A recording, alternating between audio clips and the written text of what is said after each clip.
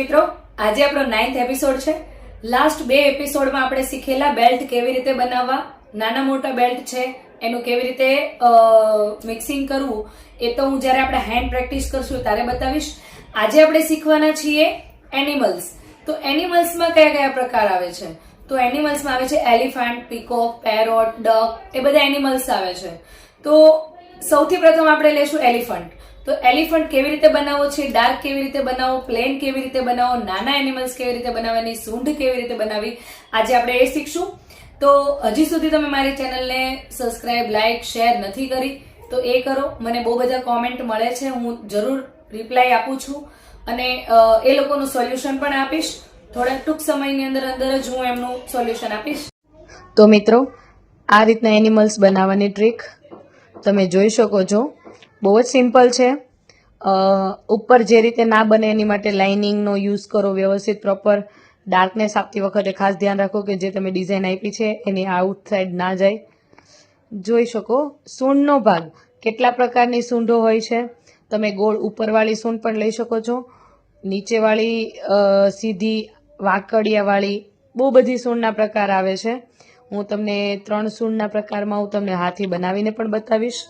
આંખ કેવી રીતે બનાવી? તો આંખ એક સિમ્પલી લાઇનિંગ અને ડોટ ડાયરેક્ટ નથી આપવાનો, ઘસીને આપવાનો છે કે જેનાથી આંખનો શેપ પ્રોપર દેખાશે. જો એક હું તમને સિમ્પલ હાથી બતાવું છું કે જે પ્લેન છોડી શકાય છે, ડાર્કવાળો નહીં. એની અંદર ચેક્સ ને લાઇનિંગ એવું આપીને તમે એને કમ્પ્લીટ કરી શકો છો. હવે આને ડિટેલિંગમાં હું તમને શોર્ટ્સ વિડીયો જ્યારે બનાવવાના ચાલુ કરીશ ત્યારે હું તમને આનું ડિટેલિંગ મોકલીશ, જેમાં એક એક સ્ટેપ આરામથી બતાવીશ.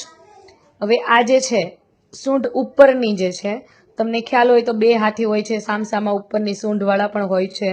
તો આ રીતના ઉપરની સૂંઢવાળું બી તમે હાથી કરી શકો છો. ખાલી ખાસ યાદ એ રાખવાનું છે કે લાઇનિંગ નીચેથી એ કરી આપવાની જેનાથી તમારે હાથીના લેગની સાઇઝ જે છે ઉપર નીચે ના થાય. એક મોટો હાથી કરીને બતાવું છું કે જે ડાર્કવાળો છે. ડાર્કવાળો હાથી કેવી રીતે બનાવવો એ હું એક તમને બતાવી દઉં છું. તમે જોઈ શકો છો કે પહેલાં સૌપ્રથમ આપણે જે લાઇટ શેપ જે છે તમે જુઓ એ રીતે લાઇટ શેપ આપી દેવાના એકદમ ધીરે ધીરે. પછી જ્યાં જે મેઇન ટોપિક એના હોય, પાર્ટ હોય, એ બધા પાર્ટ આપી દેવાના. પછી એને જેટલું બારીક વર્ક હોય એ બધું બારીક વર્ક આપી દેવાનું, જેનાથી ડાર્ક કરતી વખતે તમારે ડાર્ક વર્ક ક્યાં કરવું એ તમને ભૂલાઈ ના જાય. જોઈ શકો છો બારીક ડિઝાઇન હું બધી જ આપી દઉં છું. મોટા હાથી સિમ્પલ જ્યારે ઉપર મૂકવું હોય કે હથેળીમાં સિંગલ મૂકવું હોય ત્યારે વધારે યુઝ થાય છે.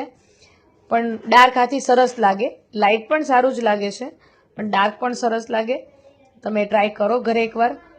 આ રીતની ચેક્સ ઓલમોસ્ટ હાથીની ઉપર જે શોલ હોય એમાં ચેક્સ ને એવી બધી ડિઝાઇનો જ તમે એડ કરો. જલેબી આપો ત્યાં બહુ બધી ડિઝાઇનો તમે એડ કરી શકો છો.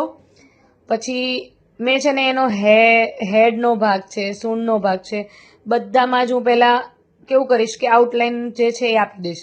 મતલબ કે લાઇટ બધા જ શેપ આપી દઈશ, જેનાથી હું ડાર્ક કરતી વખતે એ ધ્યાનમાં રાખીશ કે એની અંદરની સાઈડમાં બિલકુલ ના જાય. કારણ કે જો અંદર ગયું તો એ વસ્તુ દેખાવાનું બંધ થઈ જશે. લાઇટથી ડાર્ક કરી શકશો પણ ડાર્કથી લાઇટ મહેંદીમાં નહીં થાય, એટલે ખાસ ધ્યાન રાખવું. ડાર્ક કરતી વખતે ખાસ એ યાદ રાખજો, 2 પગની વચ્ચે તમારે એક પતલી લાઇનિંગ કરવી જ પડશે તો બંને પગ વચ્ચેનો ગેપ દેખાશે, નહીતર બધું ઇક્વલ થઈ જશે, બહુ જ ખરાબ લાગશે. એટલે વચ્ચે એક ગેપ છોડશો તો વધારે સરસ લાગશે. એક નાનો હાથી જે બેબી શોવરમાં યુઝ થાય મોસ્ટ ઓફલી, તમે જોઈ શકો છો કેટલું ક્યુટ બનાવ્યું છે. હવે તમને મેં કીધેલું કે જ્યારે આપણે એનિમલ્સ બેલ્ટમાં પણ યુઝ થાય છે, જો એલિફન્ટવાળો આવી રીતનો એક બેલ્ટ પણ બની શકે છે. તમે ટ્રાય કરજો. એકદમ સિમ્પલ છે, બહુ હાર્ડ નથી, બટ સ્ટાર્ટિંગમાં તમને થોડું હાર્ડ લાગશે. ટ્રાય કરશો તો બની જશે. હું શોર્ટ્સ વિડીયો પણ ટ્રાય કરીશ બનાવીને તમને એક એક મોકલીશ. તમે જોઈ અને તમે રેડી કરજો. Okay, thank you so much all of you. Continue practice કરો. તો મિત્રો, આજનો આપણો ક્લાસ પૂરો થયો છે. તમે જોઈ શકો છો કે આપણે એલિફન્ટ બનાવ્યા છે, ખૂબ જ સરસ લાગે છે. જે બેઝિક કોર્સની અંદર જે એલિફન્ટ આવે છે મેં તમને આજે એ બતાવ્યા છે.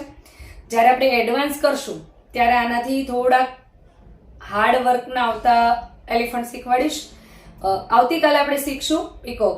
તો મારી સાથે બન્યા રહો. આવતીકાલે ફરી આપણે મળશું. Thank you so much.